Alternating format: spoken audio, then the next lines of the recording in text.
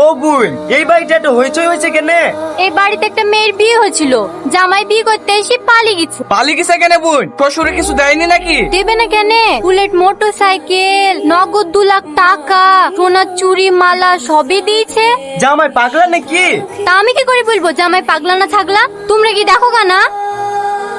ছেলেটা মনে হয় সত্যি করাই পাগলা। আমি এরকম সুযোগ পাইলে মেয়েটাকে বিয়ে করে ফেলতু। কেন এখনো বি করা যাবে?